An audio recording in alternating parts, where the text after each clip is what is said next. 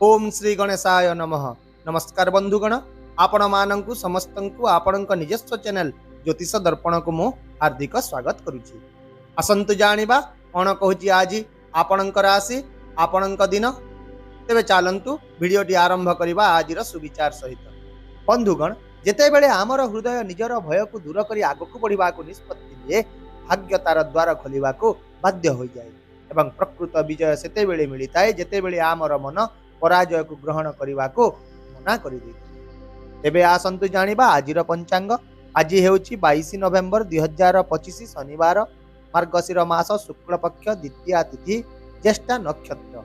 सेहीपरि आजिर ग्रह गुड़िकर स्थिति विषय जदि देखिबा तेबे आज सूर्य बिच्छा राशि रे, दिन बेले चंद्र मध्य बिच्छा राशि रे रहिबे एवं संध्या समय रे धनु राशि रे प्रवेश करिवे। यह व्यतीत मंगल बिच्छा राशि रे, बुध एवं शुक्र तुला राशि रे, बृहस्पति कर्कट राशि रे, शनि एवं राहु कुंभ राशि रे एवं केतु सिंह राशि रे गोचर करिवे। आजिर राहु काल सकाळ 9 ରୁ 10:30 पर्यंत रहिबो। एही समय मध्य आपण कोनोसी शुभ किंबा नूतन कार्य आरंभ करंतु नाही एवं आजिर अमृत मुहूर्त अर्थात दिनर सबुठारु शुभ समय सकाळ 11:45 ରୁ मध्याह्न 12:28 पर्यंत रहिबो। चलंतु एबे कुंभ राशि आज दैनिक राशिफल विषय रे विस्तृत भाव में आलोचना करिबा। बंधुगण, आज दिनटी आपणक पई एक बहुत अनुकूल एवं आनंददायक दिन हेबो। आपणकर प्रयास प्रगति पई पथ प्रशस्त करिवो। आपण निज भितर एक नूतन सकारात्मक शक्ति अनुभव करिवे एवं आपणकर आत्मविश्वास आज एते दृढ़ हेबो जे आपण जे कोनोसी चैलेंज को अति सहजरे सामना करि पारिबे। यह व्यतीत दीर्घ समय धरी पड़ी रही कार्य गुड़िक आज द्रुत गति आगक बढ़ा आरंभ करिवो एवं आपण निजर अपूर्ण इच्छा गुड़िक पूरण करिवार सुयोग पाइबे। आपणकर मन उत्साह रे परिपूर्ण रहिबो, चिंताधारा रे स्पष्टता रहिबो एवं आपणक आचरण रे नम्र भाव रहिबो। यह व्यतीत ग्रह गुड़िक यह मध्य सूचाउछंती जे आज आपणकर छोट छोट प्रयास मध्य गुरुत्वपूर्ण फलाफल आनिदेबो। आज आपण सहजरे गुरुत्वपूर्ण निष्पत्ति गुड़िक नै पारिबे एवं सही निष्पत्ति गुड़िक निश्चित भाव में आपण को लाभ प्रदान करने को जाउछि। एहा सहित आज आपण किछि प्रभावशाली लोकंक सहित संपर्क स्थापन करि पारंत जहा आपणक पई भविष्य में बहुत उपयोगी साब्यस्त हेबो।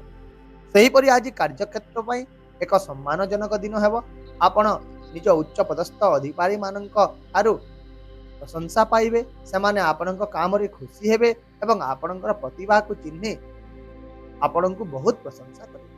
आउ मध्य आज आपण निज काम रे एक गुरुत्वपूर्ण उन्नति देखा पाइबे एवं सेतिरे सफल मध्य हेबे। यदि आपण एक नूतन चाकरी खोजुचंती तेबे मध्य आज आपण को किछि शुभ संकेत मिलि पारे। यह व्यतीत जदि आपण व्यवसाय करंती तेबे व्यवसाय रे आपण को आज सहकर्मी मानक ठारो बहुत समर्थन मिलिबो। व्यवसाय रे आपणकर कठिन परिश्रम निश्चित भाव में सकारात्मक फलाफल देबो। एक व्यावसायिक यात्रार मध्य संभावना अछि एवं विशेष भाव में यही यात्रा सफल एवं लाभदायक प्रमाणित है। तेणु आज आपण निजर पूर्ण शक्ति एवं आत्मविश्वास सहित आपणकर व्यावसायिक योजना गुड़िक सहित आगक बढ़ी पारे। आर्थिक दृष्टिकोण मध्य दिनटी अत्यंत शुभ रहिबो। आर्थिक लाभर बहुत अधिक संभावना रही। आपणकर आर्थिक परिस्थिति मजबूत हेबो एवं जे कोनोसी अटकी रहितबा टंका पुनरुद्धार मध्य होई पारे। या सहित आज किछि आयर नूतन उत्स आविष्कृत हेबो एवं जे कोनोसी आर्थिक समस्यार समाधान होई जिवो। आउ मध्य आज टंका परिचालना करिवार आपणकर क्षमता मजबूत हेबो। आपणकर बुद्धिमान निष्पत्ति आपणकर आर्थिक परिस्थिति को आहुरी स्थिर करिवो। तथापि आपण कोनोसी अजणा व्यक्ति को आज विश्वास करंतु नाही एवं जे कोनोसी बड़ निवेश रे तरबर मध्य होंतु नाही, कारण चिंताशील निष्पत्ति ही आज आपणकु बड़ बड़ सफलता प्रदान करिवो। सेहीपरि स्वास्थ्य दृष्टिकोण आज दिनटी स्वाभाविक अपेक्षा भल रहिबो। आपण मानसिक भाव में शांत एवं शारीरिक भाव में सक्रिय रहिबे। तथापि दिनर शेष भाग में आपण टिके क्लांत एवं दुर्बल अनुभव करि पारंती। तेणु आज आपण निजर खाद्यपेय प्रति सतर्क रहंतु, अनावश्यक मानसिक चापरु दूरे रहंतु, ता सहित प्रचुर पानी पियंतु, योग ध्यान करंतु एवं सबुठारु विशेष कथा हेउची आज आपण क्रोध एवं चिड़चिड़ा कथबार्ता परिहार करंतु, कारण आपणकर कथा अन्य मानक आज सहजरे प्रभावित करिपारे। पारिवारिक जीवन रे आपण आज एक सुंदर समन्वय अनुभव करिवे। घरे शांति सहयोग एवं प्रेमर वातावरण रहिबो। दीर्घ दिन धरी ଚାଲୁଥିବା ମତଭେଦ ଗୁଡ଼ିକର ସମାଧାନ ହୋଇଯିବ ଏବଂ ପରିବାରର ସଦସ୍ୟଙ୍କ ମଧ୍ୟରେ ନୂତନ ଘନିଷ୍ଠତା ବିକଶିତ ହେବ। ବିଶେଷ ଭାବରେ ଆଜି ଧାର୍ମିକ କାର୍ଯ୍ୟକଳାପ ଆପଣଙ୍କୁ ଗଭୀର ଶାନ୍ତି ଏବଂ ସକାରାତ୍ମକ ଶକ୍ତି ପ୍ରଦାନ କରିବ। ଏହା ବ୍ୟତୀତ କୁମ୍ଭ ରାଶିର ମହିଳାମାନଙ୍କ ପାଇଁ ମଧ୍ୟ ଆଜି ଏକ ଶୁଭ ଏବଂ ସମ୍ମାନଜନକ ଦିନ ହେବାକୁ ଯାଉଛି। ଯଦି ଏହି ରାଶିର ମହିଳାମାନେ ଆଜି ଏକ ନୂତନ ଉଦ୍ୟମ କିମ୍ବା ବ୍ୟବସାୟ ଆରମ୍ଭ କରିବାକୁ ଚାହୁଁଛନ୍ତି, ତେବେ ଗ୍ରହ ଗୁଡ଼ିକ ସେମାନଙ୍କୁ ସାରା ଦିନ ସମର୍ଥନ କରିବେ। ଏହା ସହିତ ଆଜି ଆପଣ ସନ୍ତାନମାନଙ୍କ ସହ ଜଡ଼ିତ କିଛି ଶୁଭ ଖବର ମଧ୍ୟ ପାଇପାରିବେ। ସେହିପରି ଆପଣଙ୍କ ପ୍ରେମ ସମ୍ପର୍କରେ ଆଜି ସକାରାତ୍ମକ ପରିବର୍ତ୍ତନ ଆସିବ, ଯାହାଫଳରେ ସମ୍ପର୍କରେ ପ୍ରେମ, ବିଶ୍ୱାସ ଏବଂ ମଧୁରତା ବୃଦ୍ଧି ପାଇବ। ଯଦି ଆପଣ ଉତ୍ତେଜନା ଅନୁଭବ କରୁଥିଲେ, ତେବେ ସେଗୁଡ଼ିକର ସମାଧାନ ମଧ୍ୟ ଆଜି ହୋଇଯିବ। ଏହା ସହିତ ଏହି ରାଶିର ବିବାହିତ ଲୋକଙ୍କ ଦାମ୍ପତ୍ୟ ଜୀବନରେ ଆଜି ସ୍ୱାମୀ ଏବଂ ସ୍ତ୍ରୀଙ୍କ ମଧ୍ୟରେ ସମ୍ପର୍କ ମଜବୁତ ହେବ ଏବଂ ଆପଣ ନିଜ ଜୀବନ ସାଥୀଙ୍କ ସମ୍ପୂର୍ଣ୍ଣ ସମର୍ଥନ ଓ ପ୍ରେମ ପାଇବେ।